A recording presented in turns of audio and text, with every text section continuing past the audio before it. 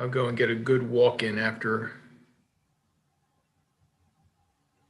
this presentation tonight.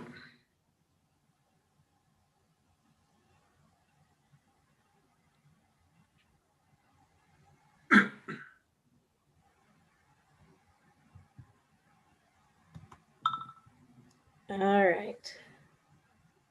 Oh, all right. This manual does not have a link. Want me to forward it, Sandy? Is that easier? Could you do that? Yes, I'm getting us hooked up to YouTube, and thank you. If you could do that, that would be great. No problem.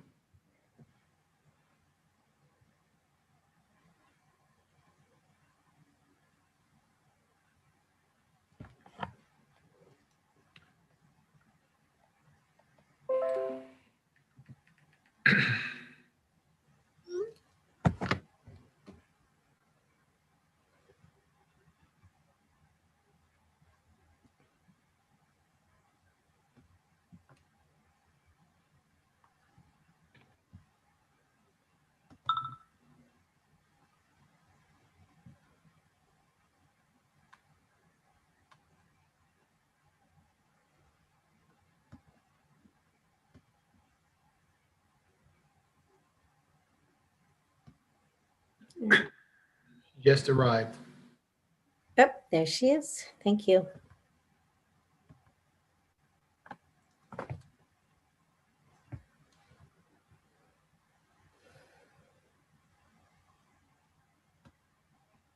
I'm just keeping things interesting. Have a good evening. Quite all right.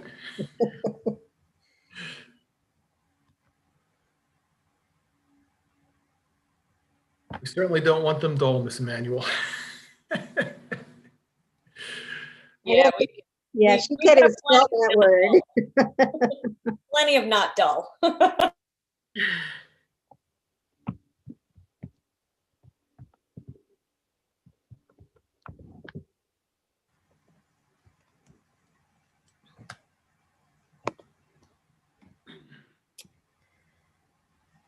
All right, are we ready to go? I think it's 7 o'clock and Yeah. all right, sounds good.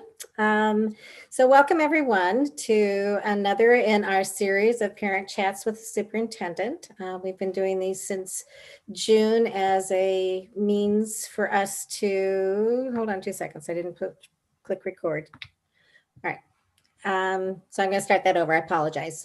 So welcome everyone to another in our series of parent chats with the superintendent. We have been doing these since June as a means to make sure that we are communicating with parents and that we are sharing all of the information that that you need, that we're answering your questions, and you have a chance to ask them directly to Dr. Fegley and to some of the other administrators and our lovely board president who is with us tonight as well. So let me start by introducing those who are actually joining us tonight. So on my screen, Dr. Kilmetz, Dr. Jessica Kilmetz is at the top of the screen. She is our Director of Curriculum. Next is Dr. Whitehead, Dr. Leroy Whitehead, who is our Assistant Superintendent. Dr. Alan Fegley is our Superintendent of Schools. And Ms. Blake Emanuel is our Board President. And I am Sandy Claus. I'm the Communications and Community Relations Coordinator for the school district. So just to give you a little bit of, if you haven't joined us in the past, this is a Zoom webinar, which is a little bit different than a regular Zoom meeting in that you can see and hear us, but you are in a different room from us actually. So you do not appear on camera. You can ask questions. There's a Q&A feature at the bottom. It should be at the bottom or the top of your screen. So you can type in questions. Ms. Emanuel and I will be scouring those all night long. And if we can answer them ourselves, we'll type an answer for you. But a lot of the times we will present them to the other panelists so that they can be answered live so that everyone can hear exactly what is said. We do have the questions. I do have questions from those of you who submitted them ahead of time. I think a lot of you signed up before the decision to go all virtual was made by the board, but there are the questions that we will try to make sure are either incorporated into what we're presenting, or we will ask the presenters to address those ones specifically. And I believe that concludes what I need to say, and we'll go ahead and move on. Thank you. So the first piece is that, yes, we did vote as a board on Monday evening to revert to virtual instruction on the 30th. We are off the week of the 23rd. We have parent-teacher conferences the 23rd and 24th, and then off for the holiday for the rest of the week. And so the virtual instruction will begin on the 30th.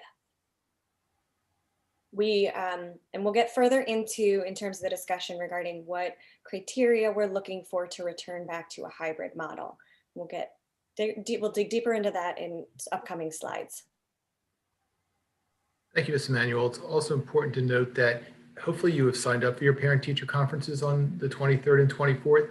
If you have, you'll receive an email from the teacher with the Zoom link for those conferences. So why don't we dig a little bit into the data right now. In front of you, you see the data from Chester County since 8/29 of this year. You'll note that in general, the data has had a slight increase, but it was really stable for quite some time. And it was stable until the last 3 weeks. 3 weeks ago, we were at a 65% incidence rate. We then went to 85, and last week we were at 141. Well, we do not yet have the numbers for this week. The preliminary numbers, I should say the official numbers, the preliminary numbers are putting us over 190 incidence rate. So the incidence rate continues to climb. From what we're also hearing, the positivity rate now is above 8%. So these are not official numbers. You're getting what I'll call hot off the press that we're starting to hear from Chester County, but they're not official. Last week, we were at 6.91. Whenever you're above 5% positivity rate, and it depends on whom you listen to. If you listen to the Chester County Health Department, they placed the number at 85 per 100,000, 80, I'm sorry, per 100,000. If you listen to the Pennsylvania Department of Health, they place it at 100 per 100,000. But when you're ever above those points, they recommend starting to move to virtual. Here's just a line graph showing how for a very, very long period of time, we were very stable in the county, but then suddenly we started this very sharp increase that has taken place the last 2 weeks. And again, unfortunately, we anticipate it continuing for this upcoming week. Here in Phoenixville, up until last week, we were actually doing much better than the county overall. In general, our numbers were lower and we stayed very, very stable for a long period of time. We did have a bump 3 weeks ago, but it went right back down. But then last week we had a huge bump going from 15, say on an average of 16, 17 cases to 53 cases last week. A number of these have been traced to activities that were taking place outside of the district. However, we're not sure exactly where those activities were. Chester County Health Department will not sit there and tell us specifically, but yes, those were taking place outside. Within the district, we have been very, very fortunate. We have had 2 cases of students and 2 cases of teachers. If I'm remembering that last correctly, Dr. Whitehead, it's just been 2 teachers, or did we have a third this week? There's 3, yeah. Third this week. We did have a third this week, but we've had very, very low incidence overall. There are a number of districts that are easily into the double digits for students and for faculty. So I do want to congratulate Phoenixville, and this is what made this recommendation to the board this week difficult. We have been doing very well, but once you start hitting community spread at these levels, and it's also the surrounding areas, it is, they're recommending at this point that we bring, we go home, we do the virtual learning piece. Hopefully these numbers will start going down and we can quickly bring students back into the building. That is our overall goal, is bringing the students back into the building. Looking ahead, we do know that while most of our instruction is going to be fully virtual, for the next several weeks. Beginning on December 10th, there will be small groups of students who will be in the building for in-person instruction. Those students include some of our students who receive specialized programs and services, and some of our students who are English learners. Those students, if that applies to your child, those families will be contacted by our teachers to let them know what the invitation is and what the plans are. The students will be in the building beginning December 10th. You may also, at times, depending on need, be asked to come in for a one-on-one type of assessment with maybe a ELD teacher or a school psychologist or someone similar. And again, those are by invitation. Very few numbers of students will be in the buildings, but we will have a few. Okay, we'll talk about a little bit for metrics for return. Obviously, everyone's very curious about that. We have a wonderful, wonderful pandemic team with medical professionals on the team. We're very fortunate to actually even have an immunologist on the team. And so that team is very qualified, had set metrics that they recommended for some time ago to the Board of School Directors for return. Of course, as Dr. Fegley mentioned, the first area is incident rates, and the recommendation right now, both from the Chester County Department of Health and our pandemic team, is 80 out of 100,000 is the positivity rate that we're looking at.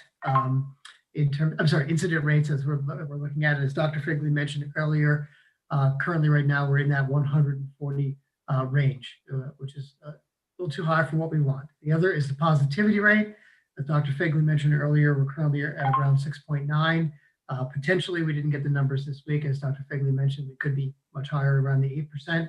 And really, the pandemic team recommended in that 5% range for 3 consecutive weeks is really the goal that will really bring cases and incident rates down to a level that we really feel. While Dr. Fegley mentioned that we've had a lot of success with keeping those positive cases low, both from the faculty and staff and students, we have had quite a number of close contacts. And that's important to note.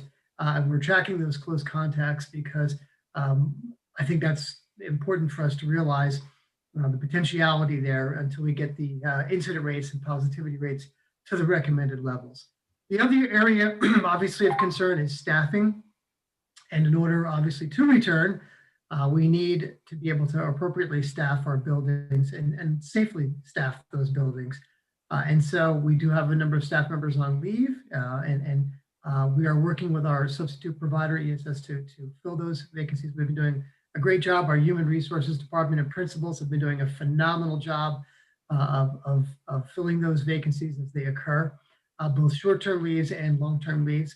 And we have to monitor that on a building-to-building basis, depending on circumstances. And so far, we have been able to do that successfully, and we're going to continue to monitor that. So Dr. Whitehead, one of the questions that came in is, now that we're moving back to virtual, will some of the staff that did need to remain out for various reasons be able to come back? And that is something we are looking at, and we will potentially have some of the faculty returning. We will keep all our faculty that we have, even the ones that have been hired in the interim, on staff, because it's very important that we have enough staff to keep the buildings up and running when we come back, and also provide the services and the supports that we need throughout this virtual period of time. So looking ahead, we are going to be asking parents to talk with their children, and particularly secondary children, and make a selection. We think it's important in terms of hybrid and virtual. From the district perspective, it's important that we are, as Dr. Fegley just mentioned, that we're able to staff buildings appropriately. And so we're going to be asking parents for the 3rd and 4th marking period to select what they would like for their students. The timeline for that 3rd marking period, January 4th to January 8th, will be the window for that, for the potential start on the 19th. So that will be the selection window. In terms of that, the process will be very similar. We're going to make sure that survey's working so that we won't have any hiccups with that like we did last time. And for the 4th marking period, March 8th to March 12th, my birthday, just saying, for March 22nd potential start. So those will be the two timeframes that we're going to be asking parents to make their hybrid or virtual selection. And it's important to realize, in particular for the hybrid, we really do need a commitment for parents so that we can maintain proper social distancing and appropriately staff our programs and classes. One of the questions I'm actually anticipating on this, Dr. White, is, does this mean we're not going back into the hybrid mode until January 19th? That is not what this means. We will go back to the hybrid mode as soon as it's safely possible for us to go back to the hybrid mode. This is just saying when we get back in, we will want people to again make their selection for the third marking period and then later for the fourth marking period. And again, parents may continue virtual if they so wish. There's a question in the chat before we move on that I'd like to quickly cover. This is something we have definitely covered before, but the question is, are we considering creating all virtual teachers? And this one is specifically for the K-1 level. I've been asked this question multiple times this week, and we are looking at it as we always have. What we're trying to understand is how do we balance, because in the hybrid mode, we also still have virtual students. So we're trying to look at this and see if it is a possibility. One of the great challenges that other districts have faced is a great overload on the virtual teachers, where the hybrid teachers are at a lower staffing level, which is good, but the virtual teachers at a very, very high level where they have 35, 40 students that they are teaching at the K-1 or elementary level. We will keep looking at to see if this is a possibility. But it does mean if we do it, that teachers will be moved. You won't have you may not have your child's teacher. And, that is always becomes a challenge when you have grown a great bond with that teacher, that you suddenly are away from that teacher, especially if you were the one that remained in the hybrid mode. But it is something that we have been considering. Moving on to some real positive news. We're really, really excited to announce the return of Dr. Khalid Sutton. Dr. Sutton had been the interim principal at Barkley while Dr. Champagne Lee had been out on her leave. Dr. Sutton is returning as the permanent principal of Barkley Elementary School. And please know we thank Mr. Adams for all his great hard work that he's been doing over at Barkley. And Dr. Champagne Lee is going to be taking over the Early Learning Center from Dr. Dewan. Dr. Dewan has set such a firm, wonderful footprint on the Early Learning Center. It has a very, very strong foundation, and we're excited that Dr. Champagne Lee is coming in to build off that foundation and really continue to keep the great things happening at the Early Learning Center. So welcome Dr. Champagne Lee to the Early Learning Center, and welcome back Dr. Sutton to Barkley Elementary School. It's great to have you both on the administrative team. Dr. Champagne Lee will actually be starting over at the Early Learning Center on December the 14th. We're still waiting to find out when Dr. Sutton's current district will release him. We're trying to work to get him released as soon as possible. As soon as that happens, he will be over. In the meantime, Mr. Adams will remain the interim principal so that we do not have any bumps in the road. Switching gears a little bit, we wanted to make sure that everyone is aware of the wonderful services that our school counselors are providing to our students and families at every level. We know that mental health awareness and needs have increased during the pandemic, and our counselors are here to help and to respond. They've had to adapt to our new hybrid and virtual worlds, of course, as well. And these are a sampling of activities that you'll find happening across our elementary buildings, our Early Learning Center and our 3 elementary buildings. There's programs that are happening for both students and families. So of course, our counselors are running programs to help parents respond and help children learn at home. They're running incentive programs for students. They're helping families understand how to be successful with virtual learning. They're doing things like collection drives to make sure that we're able to respond to the food needs of our families within our schools. And of course, they're updating us in their newsletters and on the web pages as well. At the primary level, they're often creating social stories to help students respond to our ever-changing world and all of the changes that are happening in terms of school instruction because of the pandemic. So some of our programs are running as usual, just virtually, and other programs are specific to the needs that COVID-19 has brought up.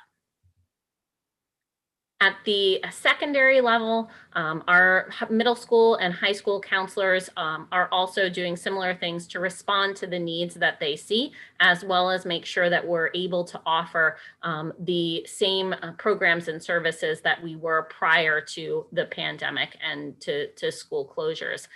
So they're running student groups. You'll see our counselors doing things like lunch bunch at the middle school level and conflict resolution groups and self-esteem groups. They're exploring careers with groups of students, as well as doing community outreach for the holidays. It's more important now than ever that we're responding to the needs of our families. So our PAMS counselors are doing some great things you can find out more about on their website. At the high school level, we are trying to maintain some semblance of normal in a very abnormal time. And so you will see our counselors working hard to make sure our seniors are able to get in their college applications. Currently, we have about 54% of our senior class having submitted their college applications already, which is very comparable to years past. So that's certainly great news. And that's part of what they're doing on the Ask Anything Wednesdays. They also have a virtual calming room and some fun activities coming up in December, those Phantom Fun Days and Meditation Mondays. So lots of things happening at all our levels. Dr. Kilmes, I'm just going to jump in on that virtual calming room, because that is, if you have not go onto the high school site under the counseling department, and it is applicable for anyone. They've got great activities, lots of mindfulness things, but it's certainly for any parent, it's a wonderful resource for you to go on and use it. So the picture on here is actually is the front page of the site, but it's pretty cool. So it's one of those very neat things that it's fun to share. Absolutely. If you have 5 minutes, please check it out. And all of our counselors have great information on their websites for each of the school buildings as well. So check out those counseling corners. We've heard from a lot of you on how impressed you are, as are we, with our teachers. They have done an amazing job of stepping up and being creative and doing everything they can to make sure every child is engaged. And with this, in the spirit of Thanksgiving, it's a great time to be able to thank a teacher. The Citadel Heart of Learning Award is sponsored by the Citadel Credit Union, along with the Chester County Intermediate Unit. And they each year honor thousands of teachers across Chester County. But for them to be honored, they have to be nominated. So if you have a few minutes on our website, under the news section the link is there. You can go on, and it only takes a few minutes to nominate a teacher, but it means so much to them to know that you think that they've done a great job, and it's just a really nice, easy way to say thank you. So we wanted to share that with you and make sure you had that information. Next up is food. So we are continuing to do our food distribution. It's 1 day a week. You do receive 5 days worth of food along with a weekend bag and produce. What we want to make people aware of is that for next week, since it's a holiday, we're actually going to be doing distribution on Monday. So Monday at the usual times, 11 o'clock to 12:30 at our 4 sites. We will be providing food for that week, and then we will resume on Wednesdays the following week. If you have any questions or know anybody in need, make sure that you reach out to your guidance counselors, and please let folks know if you're watching and you know somebody utilizes this service, please make sure that they know about next week and that we are continuing to do food distribution. The other great thing that's happening that we're preparing for is our incoming student night, our parent information night for the Early Learning Center. If you have a child or you know someone who has a child who'll be entering kindergarten next year, this is a great way to learn all about the building and our program, to meet the new principal, Dr. Champagne Lee, and to take that virtual tour of the school so you can really see what the building looks like for your incoming kindergartner. So that's happening on December 9th at 7 p.m. So as always, there are questions and there are concerns, and we are here to help you. We are all here to help you, and it's important to try to address the question to the right area. So if it's a question that you're having about curriculum or instruction or things that are happening within your child's classroom or a particular teacher, reach out to that teacher. Either email them or you can communicate through Canvas directly and send messages. So either way, reach out to the teacher. If it's something that's more concerning, where your child may be having some social emotional issues or some anxieties or concerns, reach out to the counselor. The counselors are there, all the wonderful counseling things that Dr. Kilmetz just mentioned. If it's building-based, where you're not sure about schedules or question about the building, reach out to the principal. And then obviously the folks that are here, Dr. Kilmetz or myself, if it's a district-related concern. So again, we're here to help you.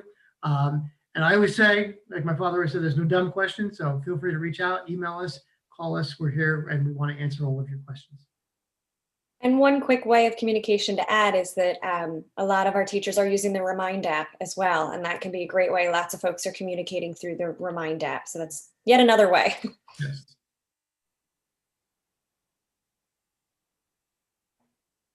So there are many, many wonderful things happening across the district. Hopefully, last week you were able to see the middle school play. It was a virtual play. This is the behind the scenes shot of how it was being done.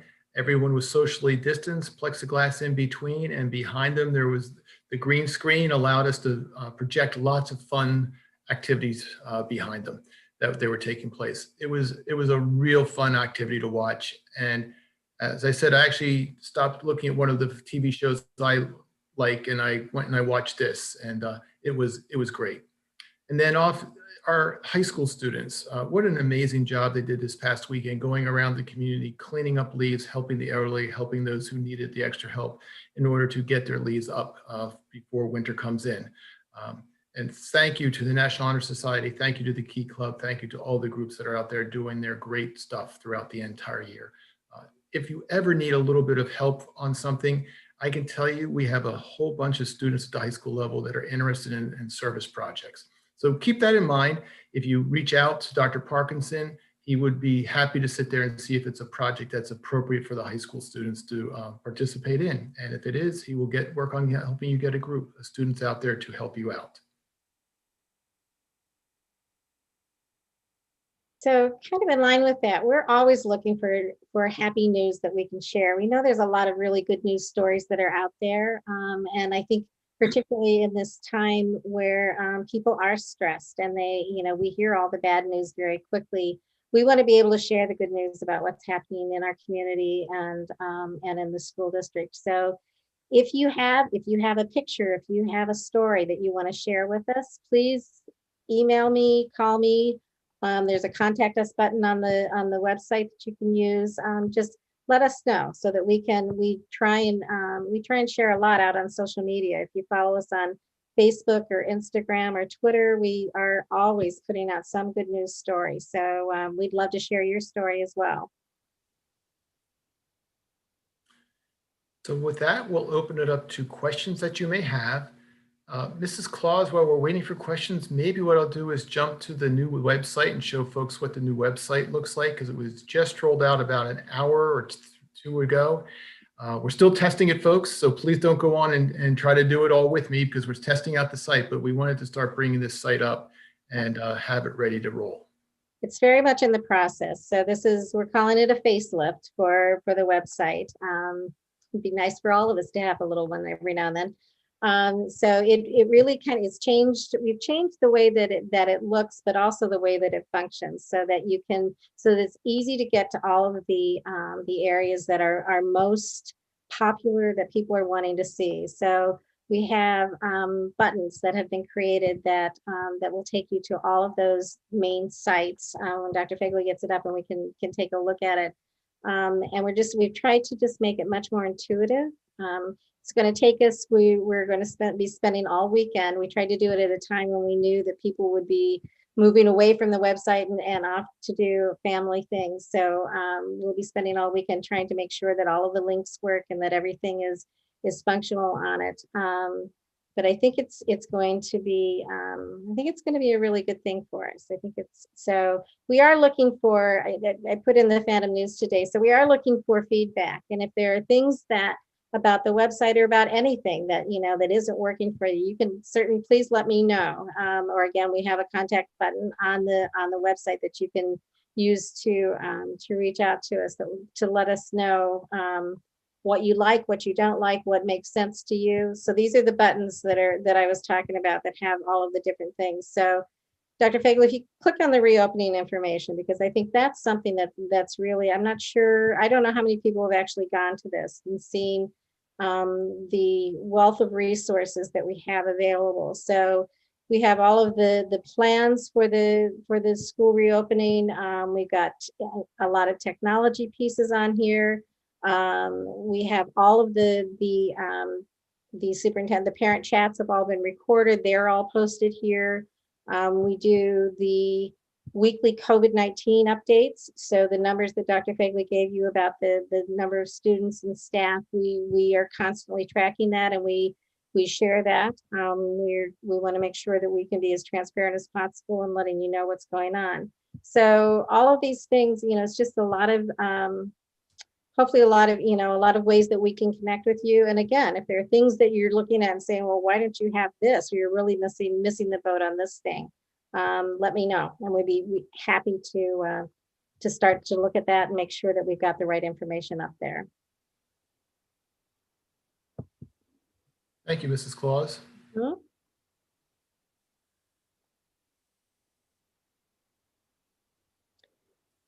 So one of the things too, Dr. Fegley, I just saw it up there, and I'm not sure that people are aware. So I know one of the questions had been on the letter days, not letter days, number days, 1, 2, 3, 4, 5, 6. All of those are on the calendar as well.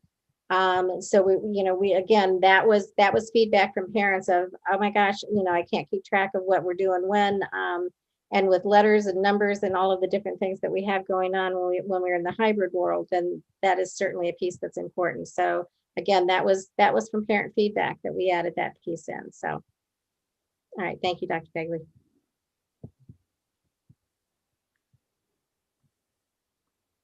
Does anybody who's watching have any questions they want to ask?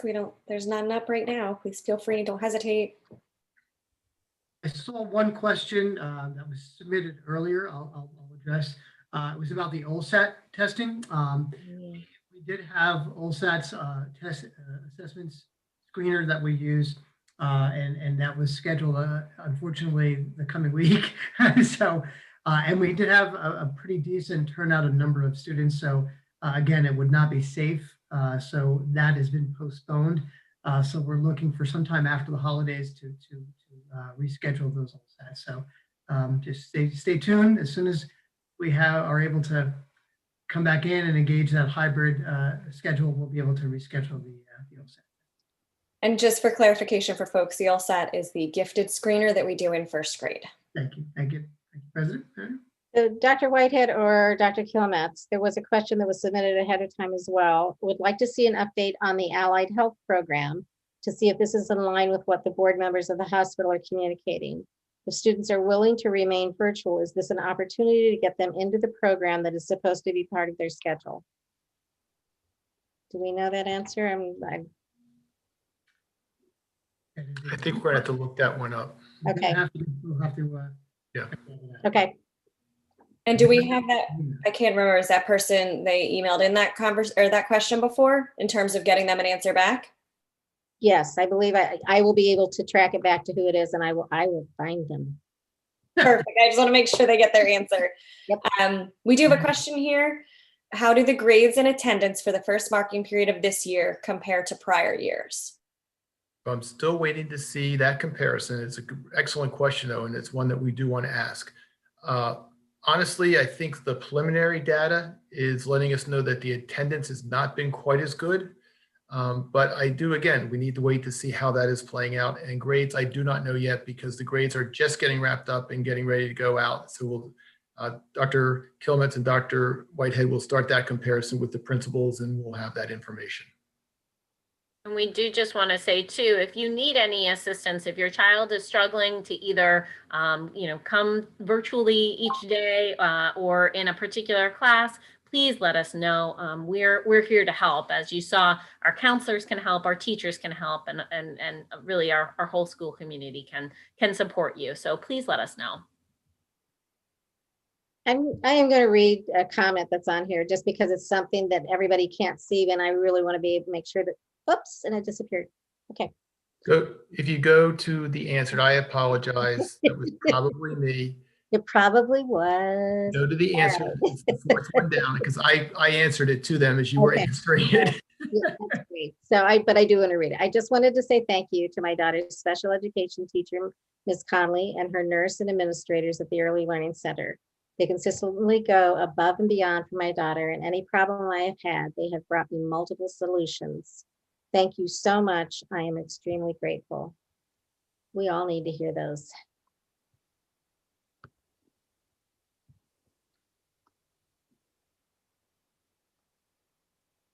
Any other attendees have questions? I just got a clarification from Mr. Adams regarding the LSAT. So I'll just, since we don't have a question, I'll thank you, Mr. Adams. He said you might want to let folks know the LSATs were postponed for the second graders due to the fact they didn't take them in the spring when they were in first grade. So that's a nice clarification. Thank you, Mr. Adams. That's an excellent point. Yes, thank you, Mr. Adams.